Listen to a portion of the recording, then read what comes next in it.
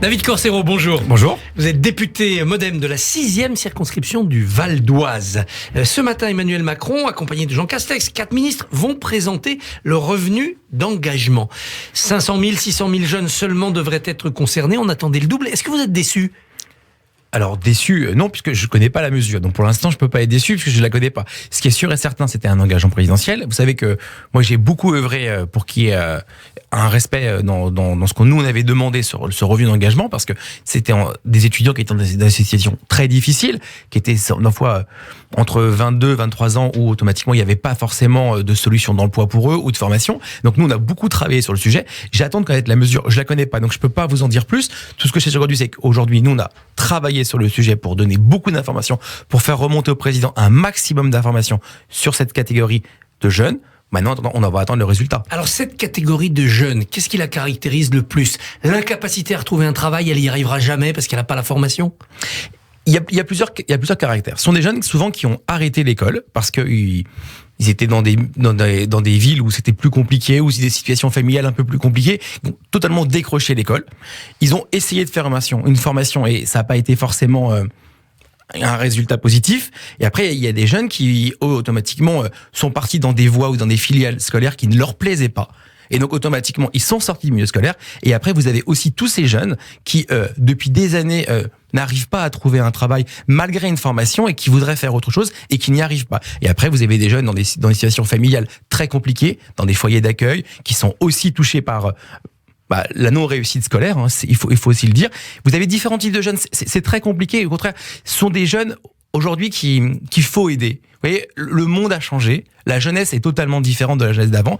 Il faut les aider. On est un des seuls pays, par exemple, aujourd'hui, on le fait pas. Il y a d'autres pays où c'est fait, où il y a d'autres revenus d'engagement. Voilà. Après, c'est aujourd'hui, vous savez, quand on a un niveau de chômage qui est aussi que celui qu'on a aujourd'hui, qui fait que baisser aujourd'hui et qui est plutôt positif, il faut aller aider ceux qui en ont le plus besoin. C'est ça l'idée du revenu d'engagement. L'économie repart, il y a des filières où justement on est en manque de main-d'œuvre. Est-ce que ce n'est pas ça l'issue, c'est de les remettre quoi qu'il arrive au travail, ils se formeront sur le tas.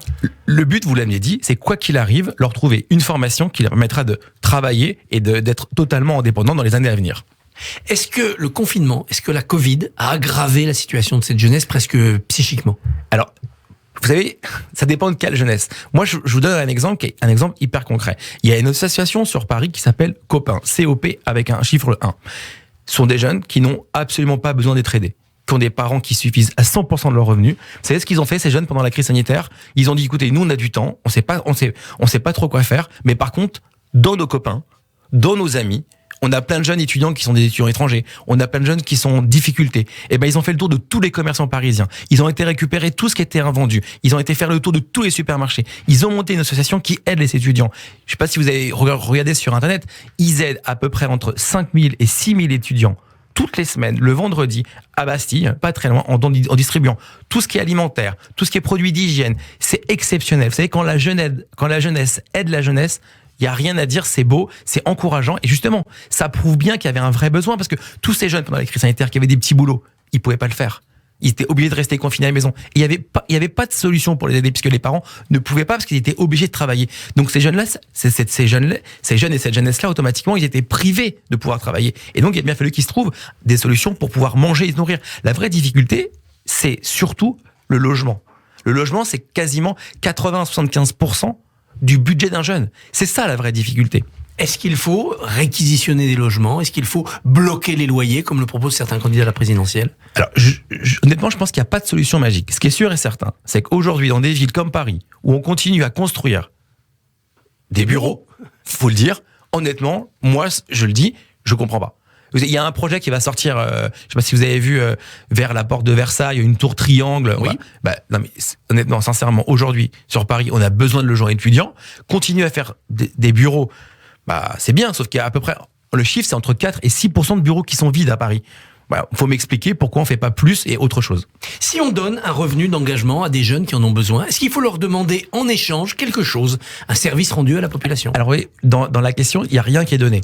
Parce que quand on reçoit un revenu, c'est avec une contrepartie. C'est ça le principe du revenu d'engagement. La contrepartie, c'est donner du temps ou faire quelque chose à un moment donné. Donc, comme je connais pas bien la mesure, je vais pas me lancer sur quelque chose que je ne connais pas encore, mais en tout cas, le principe, c'est de recevoir un revenu avec une contrepartie obligatoire et sécurisé et avec vraiment une méthodologie précise. Alors Anne Hidalgo, mais aussi d'autres candidats, Yannick Jadot, se prononcent pour le droit de vote à 16 ans. Est-ce que cette solution, vous la retenez? Alors, moi, je suis pour le droit de vote à 16 ans, mais pour une catégorie bien précise. Moi, je pense qu'aujourd'hui, il faut mieux accompagner à la jeunesse pour aller voter. Donc, je suis pour le droit de vote à 16 ans sur les municipales, précisément. Je vais aller plus loin, j'explique pourquoi. Aujourd'hui, à 16 ans, qu'est-ce que l'on connaît le mieux? Son univers municipal, parce que ça fait 16 ans qu'on habite sa ville, 16 ans qu'on pratique l'activité sportive de sa ville, 16 ans qu'on pratique l'espace culturel de sa ville, 16 ans qu'on pratique les commerces et les alentours de ces commerces, qu'on connaît tous les quartiers. Donc on est capable d'avoir une opinion sans qu'on nous en impose une. On est capable de se dire qu'est-ce qui fonctionne dans notre ville, qu'est-ce qui ne fonctionne pas, qu'est-ce qu'on aimerait améliorer et qu'est-ce qu'on aimerait voir différemment. Donc je pense que c'est la première méthode. Deuxième méthode, c'est pouvoir se dire il faut un accompagnement scolaire. L'accompagnement scolaire, il est primordial. Il y a une éducation civique déjà. Oui, mais il y a une éducation civique, mais moi j'ai 44 ans et moi j'ai connu des cours d'éducation civique toutes les semaines à l'école où j'avais 1 heure d'éducation civique toutes les semaines et on expliquait les institutions, on nous expliquait le fonctionnement de la démocratie et ça rentrait et on le comprenait. Aujourd'hui, la vraie difficulté, c'est que c'est plus le cas. Il y a moins d'heures de cours aujourd'hui. Et donc l'idée, c'est de retrouver plus d'heures de cours avec une théorie à l'école et une pratique sur ce qu'on connaît mieux. À 16 ans pour le vote municipal. Et après, automatiquement, on peut aller voter à 18 ans, 19 ans sur les autres élections départementales, régionales, présidentielles. L'idée, c'est de se dire, vous savez, la plus difficile, c'est d'aller voter la première fois. On sait qu'aller voter, c'est pas un acte solitaire. Il faut au minimum 1 à 2 fois pour que ça devienne une habitude de la vie. Et donc, l'idée, c'est de créer le premier besoin parce qu'aujourd'hui, on sait qu'on ne va jamais voter seul. On va soit voter accompagné de sa famille ou soit de ses copains. Et si on peut le faire sur un environnement proche et qu'on connaît le mieux, les municipales, c'est un bon choix pour moi, en tout cas. Il y a un bras de fer aujourd'hui entre l'Assemblée et le Sénat sur la durée du pass sanitaire. Le Sénat veut une clause de revoyure en février. La majorité veut un pass valable jusqu'en juillet. Pourquoi ne pas accorder au Sénat ce rendez-vous de février? Alors écoutez, merci pour la question parce que c'est un grand débat. Et vous savez, moi ce week-end, on a débattu avec plein d'amis et moi je leur posais juste la question.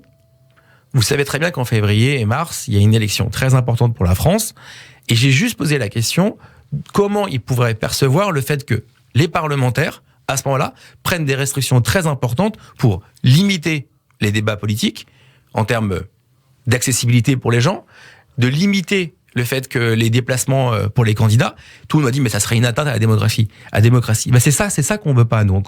En proposant le fait de pouvoir se dire que on donne au gouvernement la possibilité eux-mêmes de prendre une décision, c'est pas au Parlement de le faire à ce moment-là parce que on va nous accuser d'avoir des dénis démocratiques vis-à-vis de certains candidats, on va nous accuser de vouloir restreindre la parole publique, c'est pas du tout l'intérêt. L'idée, c'est de se dire, automatiquement, il y a un gouvernement qui est là pour gouverner, il décide en fonction de la crise sanitaire si les conditions sont bonnes ou pas bonnes, et c'est à eux de prendre la responsabilité. C'est ça l'idée. Ça serait pas plus simple si on décrétait la 3e dose générale, obligatoire pour tout le monde, comme ça la vaccination réglerait le problème?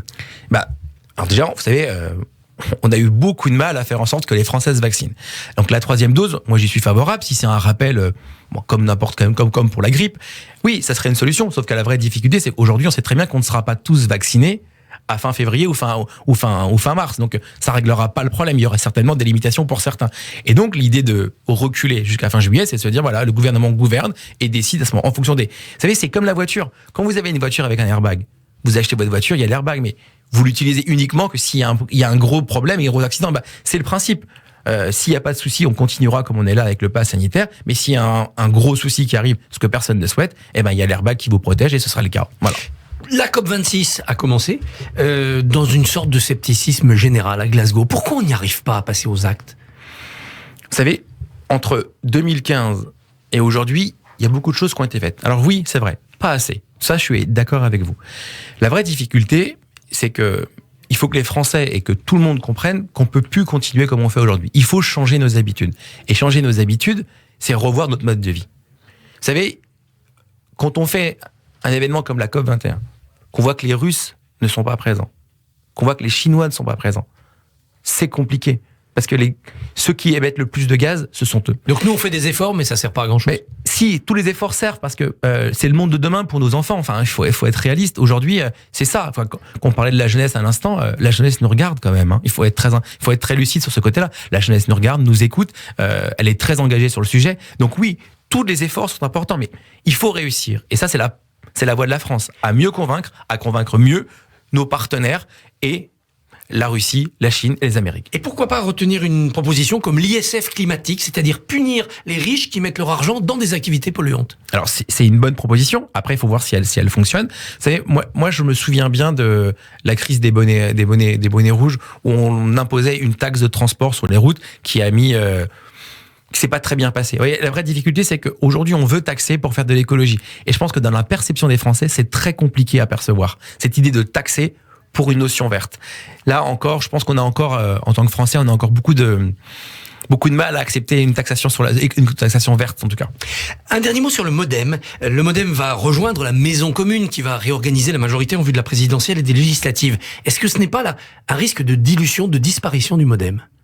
Écoutez, la maison commune, c'est deux forces politiques, La République En Marche et le MoDem, qui se rejoignent pour mettre en sorte un plan de bataille pour élire le président. Écoutez, moi je pense pas, parce qu'aujourd'hui, le MoDem, pour certains, c'est un vieux mouvement qui existe depuis très longtemps. Je rappelle que dans cette maison commune, c'est une sorte de maison, mais chacun garde son identité. C'est de la colocation, quoi. Voilà, c'est comme ça qu'on pourrait le dire. Après, vous savez, moi je pense pas, parce que on a quand même quelques différences avec la République En Marche. On a beaucoup d'élus de terrain qui sont là. Et après, je pense que c'est vraiment l'idée de se dire, il faut avoir un nom commun tous pour aller à la campagne des présidentielles et des législatives derrière. C'est vraiment ça l'idée. Il faut rassembler nos forces, être unis. Et non, je pense pas qu'il y ait une disparition du MoDem derrière. David Corcero, merci, bonne journée. C'est moi qui vous remercie. Désolé encore pour les quelques secondes de retard. Non, on y est arrivé. Merci beaucoup.